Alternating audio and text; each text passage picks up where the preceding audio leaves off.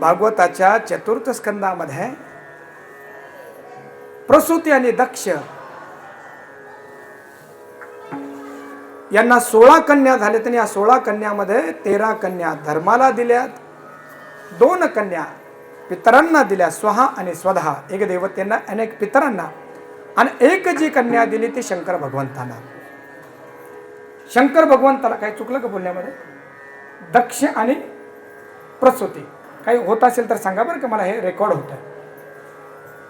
आणि या सतीला शंकर भगवंतासोबत यांचा विवाह संपन्न झाला.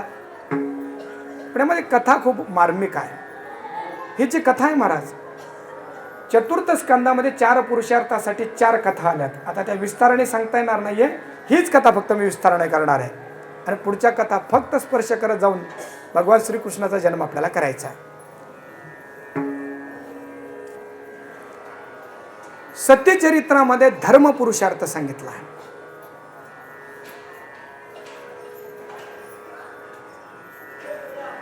ध्रुव चरित्रामध्ये अर्थ पुरुषार्थ सांगितला आहे. पृथ्वीराजांच्या चरित्रामध्ये काम पुरुषार्थ सांगितला आहे. आणि प्राचीन बर्रीच्या चरित्रामध्ये मोक्ष पुरुषार्थ सांगितला आहे. म्हणून धर्म अर्थ काम मोक्ष कथानक रूपाने जर आपल्याला समजून घ्यायचं असेल तर हा चतुर्थ स्कंद बघा. त्याला स्थान असं म्हणतात. चला तिकडं पण मी जात नाही. शंकर भगवंतासोबत सतीचा विवाह झाला. पण दक्ष हा प्रजापती होता. प्रजापती म्हणजे काय? त्याला आपण म्हणूया की मुख्यमंत्री. ब्रह्मदेवाने प्रजेचं संरक्षण करण्यासाठी त्याला मंत्रीपद, मुख्यमंत्रीपद दिलं होतं. आणि शंकर भगवंत म्हटले की कुठे राहणार आहे? स्मशानामध्ये राहणार आहे. नित्य भजन करी महादेव महादेव, भजन करी महादेव महादेव, भजन करी महादेव महादेव, भजन करी महादेव. श्रीराम जय राम जय जय राम. श्रीराम जय राम जय जय राम. भजन करी महादेव देव, भजन करी महादेव देव, भजन करी.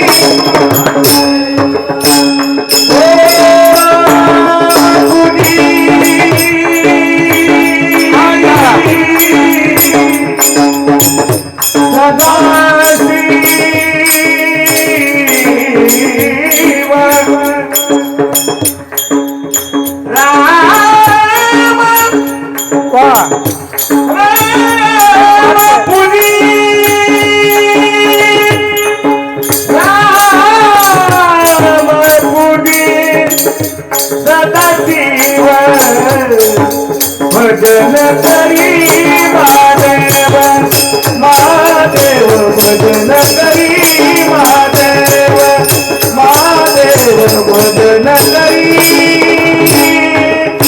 महादेव. नमः पार्वती पतये हर हर महादेव.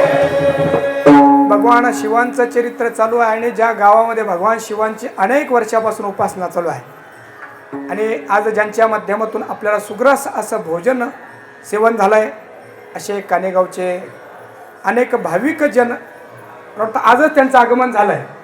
आणि निश्चित आपल्याला फक्त जेवण करण्यासाठीच आणि जेवण देण्यासाठीच आजचं अन्नदान करण्यासाठी ही कानेगावची मंडळी या ठिकाणी आली आहेत. आणि पूर्ण दिवसाचं अन्नदान या मंडळीने केलं. कृतज्ञतापूर्वक यांच्यासाठी एकदा टाळ्या वाजल्या. भगवान शिव, थोडं लक्ष द्या. भगवान शिव कायम भगवंताच्या भजनामध्ये रंगून गेलेले. स्मशानामध्ये राहायचं, अंगामध्ये काय खूप वस्त्र घालायचं असं नाही. आणि प्रजापती दक्ष जो होता हा मंत्र सगळ्या लोकांचं रक्षण करणारा, लोकपाल त्याला म्हणतात, तो प्रजापती असा होता. आणि कायम त्याच्या मनामध्ये खंत अशी होती की माझी एवढी चांगली मुलगी, माझी मृग नाही ना मुलगी, ज्या जावायला मी दिली तो जावाई मात्र काय आपल्यासारखा नाही मिळाला. बरेच वेळेस असं होता की माणसाला व्यावहारिक ज्ञान जास्त असलं आणि व्यावहारिक प्रतिष्ठेचे माणसं जर असले तर त्यांना भजन करणारे माणसं नाही आवडत. त्यांना कसे माणसं आवडतात? आमचा जावई जो घरी यायला पाहिजे तो कसा असायला पाहिजे? पायात बूट, त्याच्यावर पॅन्ट, पॅन्टला बेल्ट, वर शर्ट, त्याच्यावर कोट, वर टोपी, वर हाईट आणि सर्व अप टू डेट आले आमचे जावई बाप. आणि तो जावई जर मग मोठ्या गाडीतून खाली उतरला तर मग सासऱ्यालाही वाटतं आपला जावई आले बरं का, आमचे पाहुणे आलेत. आणि सासूबाई म्हणते लगबग करा, पाहुणे आलेत. आणि नुसतेच आले नाहीत, मोठ्या गाडीत आलेत. व्यवहारामध्ये मनुष्य किती ज्ञानी आहे, तो किती भजन करणार आहे. म्हणून तुकाराम महाराज म्हटले बरं का मला, देवाचा तो भक्त देवासीची गोड. देवाचा भक्त देवाला आवडतो, देवाचा भक्त संतांना आवडतो. सर्वसामान्य माणसाला तो आवडत नाही. सर्वसामान्य माणसाला बाह्य वैभवाने युक्त अशी मोठी मोठी माणसं आवडत असतात. भागवत कथा अशा पण आहेत. म्हणून दक्षाला कायम असं वाटायचं की आपण जो मोबाईल चालवताय ना आता तिकडं, ते मला किमान दिसणार नाही, असं करा, खाली ठेवा, आता खाली खाली चालवतो.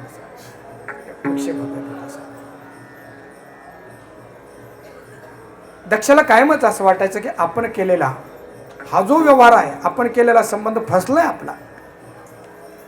आणि मनामध्ये जर एखाद्याविषयी जर चीड असेल कधीतरी, तर एखादी संधी आली की त्याच्या आतमध्ये असलेला जो क्रोध आहे, बेस थोडा कमी करा,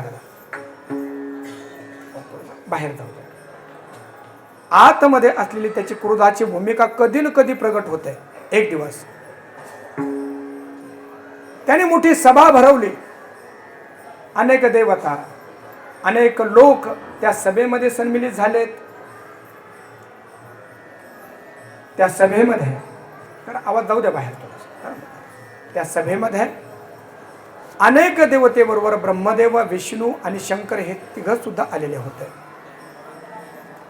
सभा गच्च भरलेली आहे. सभासद आपापल्या जागेवर बसलेले आहेत. ब्रह्मा, विष्णू, शिव उच्च आसन त्यांना देण्यात आलेलं आहे. ते सुद्धा आपापल्या जागेवर बसलेले आहेत. आणि थोड्याच वेळामध्ये त्या दक्षाचं आगमन झालं. मुकुट परिधान त्याने केलेला आहे, उच्च वस्त्र त्याने घातलेले आहेत, अनेक दागिने त्याने आपल्या अंगावर चढवलेले आहेत. त्याच्या चालण्याचा ढंगही काय वेगळाच आहे. मनुष्याच्या ठिकाणी अहंकार असेल तर तो वाकून चालत नाही, असा छाती पुढे घालून चालतो. आणि सभेमध्ये आल्यानंतर सगळे जे लोकपाल आहेत ते उठून उभे राहिलेत. दक्ष महाराज की असा सगळ्यांनी जय जयकार केला. पण जय जयकार ऐकल्यानंतर त्यांनी ज्यांनी जय जयकार केला त्यांच्याकडे पाहिलं नाही, जे उठले नाही त्यांच्याकडे लक्ष गेलं. आता अहंकारी माणसाची काही लक्षणं बघायची आहेत आपल्याला. किती लोकांनी मला नमस्कार केला त्याची आठवण राहत नाही, कोणी मला नमस्कार केला नाही त्याची आठवण राहते. बरं महाराज, याला म्हणतात अहंकार. अहंकारी व्यक्ती कायम दुःखामध्ये राहतात. आवाज थोडा हॅमिंग करतो, थोडासा काय हे करतात, थोडासा थोडासा. अहंकारी माणसांचा कायम प्रश्न असा असतो की मला सन्मान देणारे कोण नाहीयेत, त्याचा विचार कायम असतो. सगळ्यांना त्यांनी बसायला लावलं.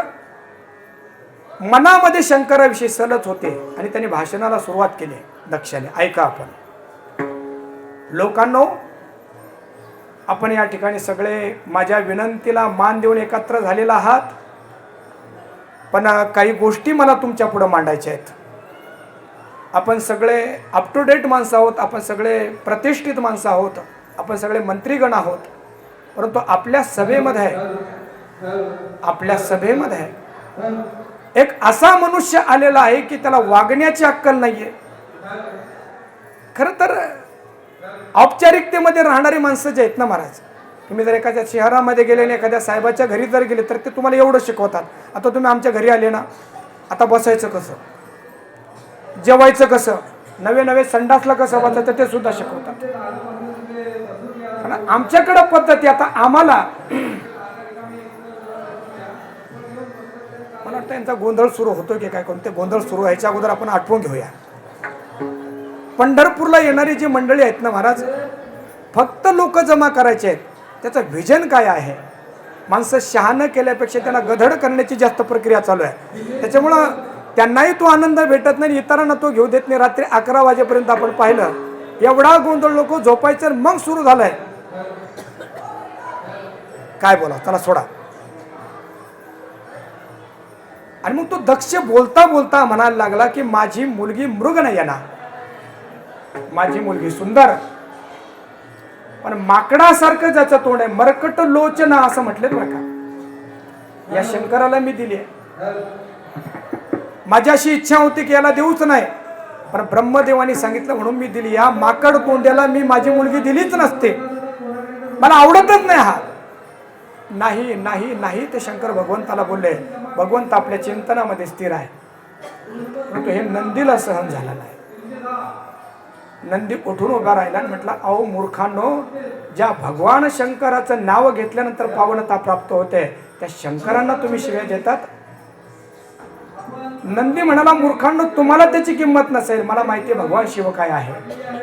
दक्षाला म्हटलं, बकऱ्यासारखा ब्या ब्या करतोय ना, मी शाप देतो तुला, तुझं माणसाचं मुंडकं राहणार नाही, तुझं मुंडकं आज्याचं होईल, अर्थात तुझं मुंडकं जे आहे ते बोकड्याचं होईल.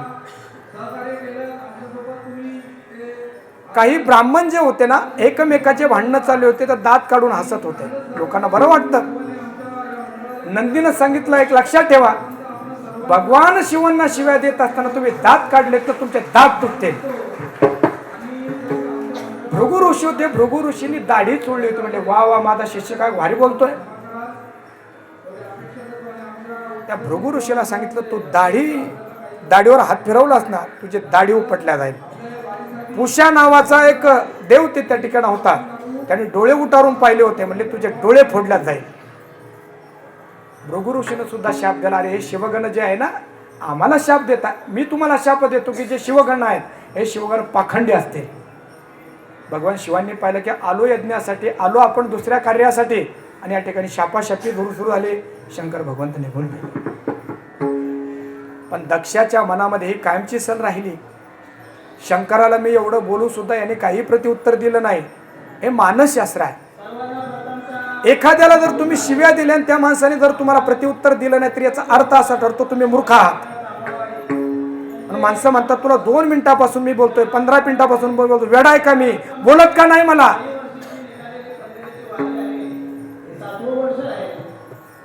शंकर भगवंत काहीच न बोलल्यामुळे दक्षाला तो सल बाजू त्याच्या अंतःकरणात तशीच राहिली.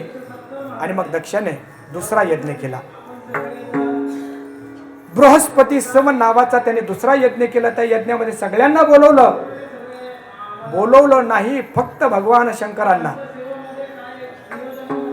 भगवान शंकर ध्यानस्थ बसलेले आहेत. सती आपलं काम काहीतरी करते, शंकराच्या अवतीभोवती आहे.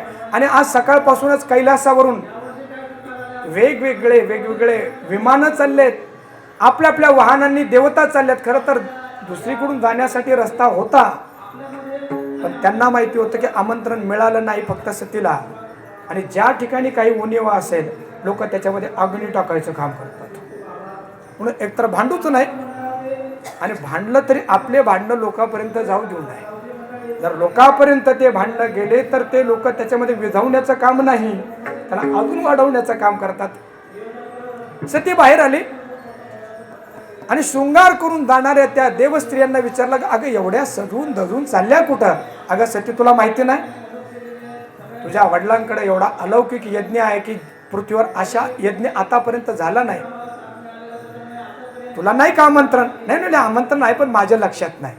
म्हणजे पोरगी तिलाच म्हणावं की मायबापाचे किती जरी दोष असले तर ती बिचारी म्हणत असते, ठीक आहे, मला हे संबंध टिकवायचे आहेत ना. त्याने नाही सांगितलं होतं, पण माझ्याच लक्षात नाही. भगवान शिव बसलेले आहेत. आवाज वाढवा थोडासा त्यांच्या आवाजापेक्षा, कारण असं या जगामध्ये जे खोटे आहेत ना ते रटून बोलतात, आणि जिथं सत्य बोलायचं त्या माणसाला जोरात बोलता येत नाही असं होतं थोडासा. कारण सत्य जोरात बोलण्याची गरज नसते, सत्य हळुवार असतं. सती भगवान शिवांकडे आले आणि शिवांकडे आलून बघा बोलण्याची भाषा किती सुंदर आहे. भगवान शिवांना नमस्कार केला, विचारलं कसे आहोत तुम्ही, आज काय वेगळेच दिसतंय आपण, आज तुमचं चेहऱ्यावरचं तेज काय वेगळंच दिसतंय. शंकर म्हटले ठीक आहे, बरोबर आहे, तुला काय पाहिजे ते माग, कारण एवढी माझी स्तुती करते म्हणजे काहीतरी तुला मागून घ्यायचं असेल. काय नाही म्हटलं, तुमचे जे सासरे आहेत ना, माझा नवरा नाही, म्हणजे बोलण्याची पद्धत अशी असायला पाहिजे. तुमचे जे सासरे आहेत ना, त्यांच्याकडे मोठा यज्ञ आहे आणि त्या यज्ञासाठी अनेक लोक त्या ठिकाणी चालले आहेत, आपण जायला पाहिजे ना स्वामी. भगवान शिव काहीच बोलले नाही. तुम्ही ऐकलं नाही वाटतं. अहो तुमच्या सासऱ्यांकडे, वाढवा आवाज त्याला थोडासा द्या, अहो तुमच्या सासऱ्याकडे आणि माझ्या वडिलांकडे मोठा यज्ञ जायला पाहिजे आपण. भगवंताने थोडस दुर्लक्षच केलं. सती म्हटले मला कळालं तुमचं, आणि मी आज ओळखते का तुम्हाला, इतक्या दिवसाचा संसार आपला आहे. माझ्या माहेरकडचं तिकडं आलं की तुमचं तोंड वाकडं होतच. कोण म्हणताय, सती म्हणते. आजची बायको म्हणत असेल तर वाकडं वाटायला नको काय. बोलता बोलता सती रडायला लागली, रडता रडता भांडायला लागली. रिटर्न द्या थोडस. भगवान शिव म्हटले सते शांत हो. खर तर जे घटना घडली मी तुला सांगितली नाही. बघा, एखाद्या जावयाची सासऱ्याने जर थट्टा केली असते, त्याची निंदा केली असते, त्याचा अपमान केला असता, तर तो नवरा घरी आल्यानंतर पहिल्या बायकोच्या 2 थोबाडी दिल्या असत्या. पण शंकर भगवंत घरी आल्यानंतर तिकडं जे घडलं काही सांगितलं नाही. दक्षिणे केलं असेल, त्याच्यामध्ये माझ्या बायकोचा काय दोष आहे. भगवान शिव सतीला सांगता, सती मी एक घटना घडली होती ती तुला सांगितली नाही, परंतु वेळ आलाय म्हणून सांगतोय. या यज्ञाचं जे आयोजन झालंय ना, हे देवासाठी नाही, धर्मासाठी नाही, आपल्याला अपमानित करण्यासाठी. सगळ्यांना बोलवलं, आपल्याला बोलवलं नाही. त्या यज्ञामध्ये मी गेलो होतो, मी माझ्या भजनामध्ये होतो, मी उठलो नाही त्यावेळेस. नाही ते तुझे वडील मला बोलले आणि मी तुला येऊन सांगितलं नाही. आणि ज्या ठिकाणी आपला सन्मान नाही, ज्या ठिकाणी गेल्यानंतर आपल्याला पाहून आनंद होत नसेल, त्या ठिकाणी सोन्याचा पाऊस जरी पडत असले तर जाऊ नये. किती गोड सूत्र आहे महाराज. आवत ही हर्षे नहीं नयन नहीं स्नेह तुलसी तान जाइए चाहे कंचन बरसे मेघ. तुम्हाला पाहिल्यानंतर त्या घरामध्ये आनंद होत नसेल, तुम्हाला पाहिल्यानंतर ज्या लोकांच्या डोळ्यातून अश्रू येत नसेल, राहू द्या. त्या घरामध्ये जर पाऊस जो आहे तो पाण्याचा नाही, मोत्यांचा जरी पडत असेल तर जाऊ नका. आणि एखाद्या सामान्य माणसाकडे गेल्यानंतर तुम्हाला फक्त पाणी मिळत असेल, पण तुम्ही गेल्यानंतर त्यांना आनंद होत असेल, तर अशा घरी गेल्याशिवाय राहू नका.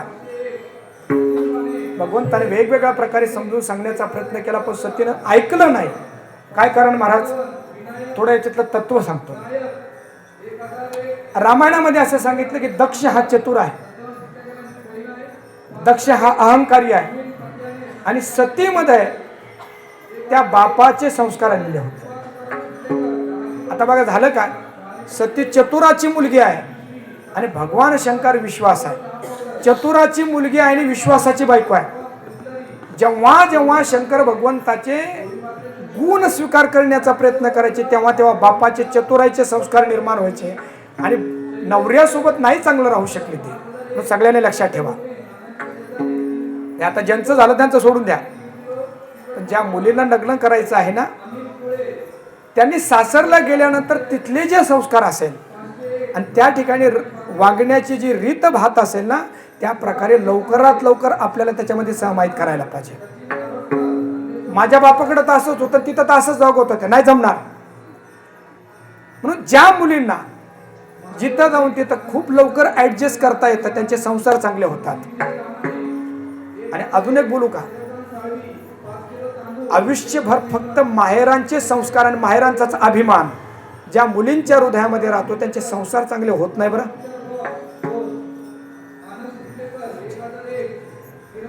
संसारातल्या लोकांनी सुद्धा मुलींच्या संसारामध्ये खूप जास्त ढवळाढवळ करायला पाहिजे. मोबाईल शाप म्हणावं का वरदान म्हणावं. पूर्वी एखादी घटना घडली तर ती माहेरापर्यंत यायचे नाही 10-15 दिवस, तोपर्यंत सगळं शांत होऊन जायचं. कारण रागाचे वेग असतात, ते वेग निघून गेले की सगळं थंड होतं. पण आता राग झाल्याबरोबर, भांडणं झाल्याबरोबर दुसऱ्याच मिनिटामध्ये फोन इथं येतो आणि 2 तासामध्ये बाप तिथं असतो. संसार मोडलेत. सती म्हटले हे ठीक आहे, तुम्ही येणार नसाल ना, मग याच्यासाठी चांगल्या माणसासोबत यायचं. नुसते चांगल्या व्यक्तीसोबत आले नाही तर कोणी किती हजार दिले आणि कोणी किती हजार दिले जे हिशोब चालतात. आपल्याला पैशाचे हिशोब नाही, जीवनाचे हिशोब लावायचे आहेत. आणि जीवनाचे हिशोब जर लावायचे असेल तर या संतांच्या आणि ग्रंथांच्या सानिध्यामध्ये यावं लागेल. म्हणून आपण हा जो परिवार निर्माण केला आहे त्याला तुलसी परिवार असं नाव दिलं आहे. आणि साधारणतः नक्की खात्री देतो आपल्याला, एक 4-5 वर्ष जर आपण या परिवारामध्ये राहिलात तर जगण्याचे मार्ग नक्की आपल्याला सापडतील, ही खात्री मी या ठिकाणी आपल्याला देतो. नक्की मग करायचं आपल्याला. हे जीवनाचे सूत्र साक्षात घ्यायचे आहे. शंकर भगवंतांना सांगितलं सती जाऊ नकोस. सती म्हटली तुम्हाला यायचं नसेल तर येऊ नका. खरं तर माझ्या आई वडील अनेक वेळा मला तुमच्या बाबतीमध्ये सांगत होते पण मी ऐकलं नाही. पण मी आता नाही थांबणार. तुम्ही असेल महादेव पण माझ्या बापाचीही काही इज्जत आहे आणि मी त्यांची मुलगी आहे, मला जावं लागेल. सती निघाली. वर्णन खूप चांगलं आलं रामायणामध्ये महाराजा. शंकर भगवंतांनी सांगितले ही चालली आहे पण आता ही परत नाही येणार. नंदीला सांगितलं त्याच्या सोबत जा. भगवान शिवाचं किती प्रेम हो तिच्यावर. बऱ्याच वेळा आपलं प्रेम एखाद्या व्यक्तीवर असतं, त्या व्यक्तीपर्यंत ते पोहोचत नाही. बापू म्हणतात आपण एक नरक आहे. आमचं तुमच्यावर प्रेम असावं, आमची तुमच्याविषयी सद्भावना असावी आणि तुमच्यापर्यंत ती सद्भावना जाऊच नाही, याच्यापेक्षा जगातलं मोठं दुःख नाही. किती प्रेम आहे शंकर भगवंताचं. आता मला कथा पुढे सांगता येणार नाही. सतीनं जेव्हा देहत्याग केला तेव्हा शंकर भगवंताने आपल्या खांद्यावर सतीचा देह घेतला, मृतदेह, आणि पागल होऊन या लोकांतरामध्ये फिरायला लागले. हे सती तुझ्याशिवाय कसं मी जगू. भगवान विष्णूंना असं वाटलं जर सतीच्या मोहामध्ये शंकर भगवंत जर राहतील तर या सृष्टीचं सगळं चक्र थांबून जाईल. आणि म्हणून भगवान विष्णूने चक्र सोडलं आणि सतीच्या देहाचे 52 तुकडे झाले. आणि जे 52 तुकडे झाले ते 52 शक्तीपीठ तयार झालेत. परंतु शंकर भगवंताचं प्रेम सतीला नाही कळालं. अगं सती पटकन उठ. इतक्या हळू नाही, पटकन करायचं, हे बंद करायचं काय तुला.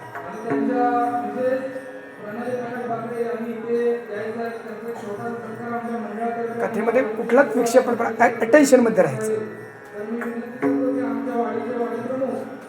सती निघाली. वर्णन असं आलं की सतीने पाळलेला एक पोपट होता. त्या पोपटाचा पिंजरा सुद्धा सतीजवळ दिला.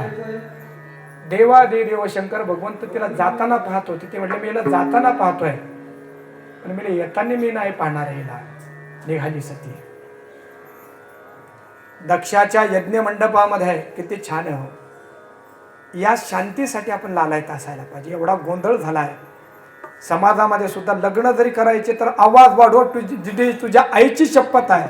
अरे थोडं शांत व्हा. पंढरपूरला यायचं गोंधळ करण्यासाठी नाही, पंढरपूरला यायचं शांती कमवण्यासाठी. आणि पंढरपूरमध्ये येऊन सुद्धा जर तुम्ही गोंधळ करत असाल तर जगामध्ये कुठंच शांती नाही मिळणार तुम्हाला. या शांती मिळवायच्या आहेत आपल्याला. सती आली. यज्ञांच्या दक्षाच्या यज्ञ मंडपामध्ये सगळ्या देवता आलेल्या आहेत. वेगवेगळ्या प्रकारचे आसन सगळ्यांना ठेवलेले आहेत. सतीच्या बहिणी सुद्धा आल्या. किती बहिणी होत्या सतीला? आता झाल्या किती बहिणी होत्या सतीला? शाबास, 15 बहिणी होते का नाही. या 15 बहिणी सुद्धा त्यांच्या नवऱ्या सोबत आल्या. फिरतायत, ओळख करून देतात. हे आमचे मिस्टर बरं, यांचे पॅकेज 50 लाख रुपये. हे आमचे मिस्टर, यांच्याकडे 100 एकर जमीन. अच्छा, याच्यामध्ये ते पण मिरवताय बायकोच्या माग माग माग माग. सगळ्यांसाठी आसनं ठेवले आहे, सगळ्यांसाठी भाग ठेवले आहेत. सती त्या ठिकाणी आलेत आणि आल्यानंतर त्या सतीला कोणी विचारलं नाही. बहिणींनी पाहिलं, अगं आली का तू, आणि कुठं आहे तुमचं येडं ते. सती म्हटले, असं नका बोलू बरं तुम्ही, काही जरी असले तर माझे पती आहेत ते. एक जण म्हटले, का गं तो गांजा पित होता असं ऐकलं होतं, गांजा सोडला का त्याने. असं ऐकलं होतं की तो कपडे घालत नाही, थोडेफार घालायला लागला का कपडा, का तसंच बिघडलेलं अजून. काय परफ्यूम वगैरे मारतो की नाही, क्या चल रहा है, फॉग चल रहा है, फॉग बिग मारतो की नाही. आणि असं ऐकलं की तो कवट्याच गळ्यामध्ये घेऊन फिरतोय, काय झाला की नाही शहाणा. बापाने पाहिल्यानंतर पाहून न पाहिल्यासारखं केलं. फक्त आईनं सांगितलं, हे बाई आले ना तू, सगळ्या पुरी आल्या होत्या पण तू नव्हती ना, मला काही करमत नव्हतं बरं का बाई. याला म्हणायचं आई. त्या आईनं हृदयाला लावलं. आणि मग ज्या ठिकाणी मुख्य यज्ञ होता त्या यज्ञशालेमध्ये, त्या यज्ञगृहामध्ये सती आली. सगळ्यांचे भाग काढलेले होते, फक्त शिवांचा काढलेला नव्हता. शंकरांच्या सानिध्यामध्ये राहून सती आता पावन झालेली होती. आणि त्या भर सभेमध्ये ती बोलायला लागली, या ठिकाणी सगळ्या ज्या देवता बसलेल्या आहेत ना, माझ्या पतीनं जर ठरवलं तर एका क्षणामध्ये आपण सगळे भस्म होऊ शकतात. तुम्ही सगळे फक्त देव आहे, माझा देव महादेव आहे. माझ्या नवऱ्याने मला सांगितलं होतं इथे येऊ नये, पण मला मग त्याची किंमत कळाली नाही. अरे ज्या शंकराचं नाव घेतल्यानंतर कल्याण होतं त्या शंकराला तुम्ही शिव्या देतात. आणि त्या बहिणीने सांगितलं, अगं तुमच्याकडे फक्त बाह्य धन आहे, माझ्या नवऱ्याकडे जे धन आहे ना ते रामधन आहे, तुम्हाला काय त्याची किंमत कळेल. आणि मग दक्षाकडे पाहून सती बोलायला लागली, दादा तात, मला लाज वाटते तुमची मुलगी म्हणून घ्यायला. माझ्या नवऱ्याने मला अनेक प्रकारे समजून सांगण्याचा प्रयत्न केला, परंतु तुमच्या संस्काराने मला ते ऐकू दिलं नाही. आता मी परत जाईल, आणि जेव्हा मी परत जाईल तेव्हा ती मला दाक्षिणी म्हणतील, तुमचं नाव आयुष्यभर माझ्याशी जोडून राहील आणि चतुराई माझी काही संपणार नाही, पण आता मी परत जाणार नाहीये. सगळ्यांचे कान टावकारले काय होणार आहे म्हणून. आणि एकाएकी सती खाली बसली, तिने डोळे झाकलेत, योगाग्नीने अग्नी पेटवला, धड धड धड धड अग्नी प्रज्वलित झाला. आणि त्या भर सभेमध्ये सती जळून भस्मसात झाली. सगळीकडे भयान शांतता पसरली. आणि थोड्याच वेळामध्ये उत्तर दिशेकडून हवेचे लोट सुटलेत, धुळीचे लोट सुटलेत. कुणाला काय कळेना काय झालंय ते. कुणी म्हणाल की परचक्र आलं की काय, कोणी आक्रमण करतंय की काय. सतीची आई म्हटली, परचक्र नाही, चोर नाही, माझी मुलगी मेली हो, इथं माझी मुलगी जळून मेली. त्या मुलीचा लागलेला शाप येतो, खबरदार आता सावध व्हा सगळे. शंकर भगवंताला कळल्यानंतर आपला केस उपटला होता आणि त्यातून वीरभद्राची निर्मिती झाली आहे.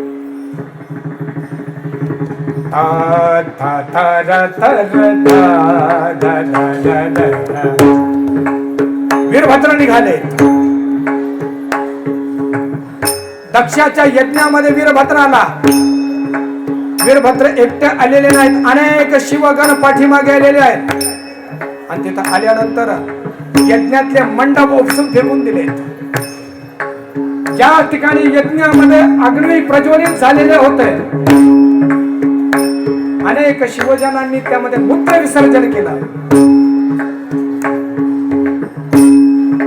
ज्यांनी ज्यांनी डोळे मोठाले केले होते त्यांचे डोळे काढून घेतलेत. शंकर भगवंताला शिव्या देत असताना उषा हसला होता, त्याच्या तोंडावर एकच मुक्का देऊन त्याचे दात काढून टाकलेत. दक्षाच्या मागे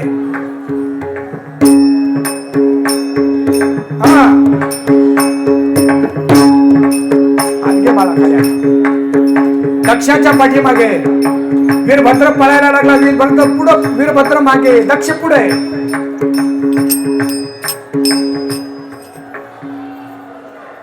दक्षाला वीरभद्रांनी पकडलं आणि पकडून त्याच्या छातीवर बसून त्याची मान तोडण्याचा प्रयत्न केला, परंतु तो काय तुटेना. आणि मग पिरगुळ पिळून त्याचे मान तोडले आणि यज्ञामध्ये ते फेकून दिले. त्या यज्ञकुंडामध्ये त्याचं शिर दहन झालं. सगळीकडे भयान शांतता पसरली आहे. रक्ताच्या पाट व्हायला लागलेत. मांसाचे गोळे सगळीकडे पसरलेले आहेत. वीरभद्राचा राग काही कमी होईना आणि मग सगळ्याच्या सगळ्या देवता आल्यात आणि शंकर भगवंताची उपासना, शंकर भगवंताची स्तुती करायला लागलेत.